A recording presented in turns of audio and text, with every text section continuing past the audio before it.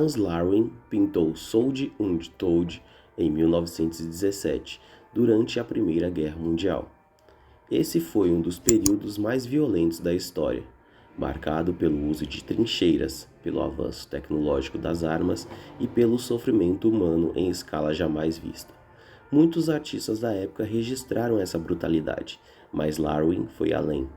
Ele não apenas registrou um soldado na guerra, mas a presença da morte ao seu lado, lembrando-nos de que, no campo de batalha, a linha entre a vida e a morte é extremamente tênue. No primeiro plano, um soldado alemão, debruçado sobre a trincheira, mira com seu rifle. Seu rosto mostra concentração e tensão. Ele ainda está vivo, ainda luta. Mas logo atrás dele, vemos uma figura sombria, a morte. Representada como um esqueleto, usa uniforme militar e capacete. Ela toca o soldado como se já o reivindicasse. No canto inferior, uma arma caída no chão. Ninguém mais pode usá-la. Ela simboliza aqueles que já caíram, aqueles que já foram levados pela guerra. A pintura transmite a mensagem de que, mesmo enquanto o soldado luta, a morte já o acompanha. As cores desempenham um papel fundamental nessa pintura. Os tons terrosos, marrons e ocres reforçam a sensação de lama, destruição e desespero. O fundo escuro e esfumaçado indica o caos e a morte iminente.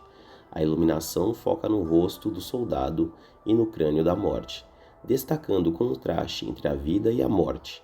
A paleta usada por Larwin não busca embelezar a cena, mas sim evidenciar o horror da guerra. Mas o que essa obra realmente simboliza? A inevitabilidade da morte. A morte está ali, fisicamente presente, tocando o ombro do soldado. Ele pode lutar o quanto quiser, mas o seu destino já está selado. A ilusão de controle. A mão esquelética da morte também toca a arma do soldado, como se estivesse assumindo o comando. Isso sugere que, mais que o soldado lute, é a morte que realmente controla o campo de batalha. O ciclo da guerra. A arma caída no chão representa os soldados que já morreram, e em breve, este soldado poderá largar a sua própria arma. A guerra continua, mas os soldados são apenas peças substituíveis. A ideia de jogar contra a morte também aparece no cinema.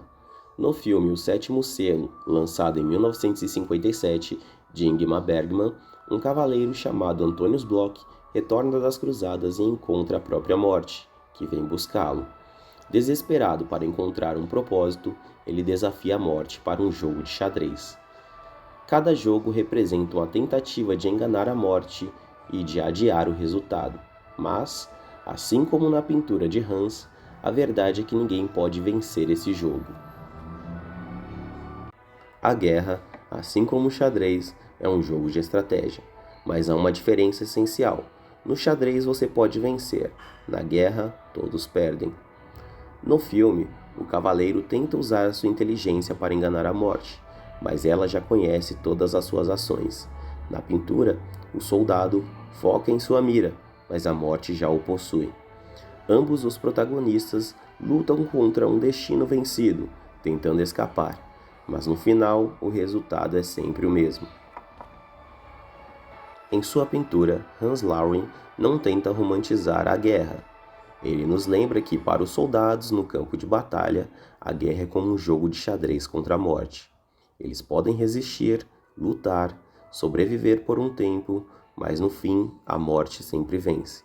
Seja na arte, no cinema ou na história, a mensagem é clara. A guerra não é um jogo heróico, mas um ciclo de destruição onde os soldados são apenas peças.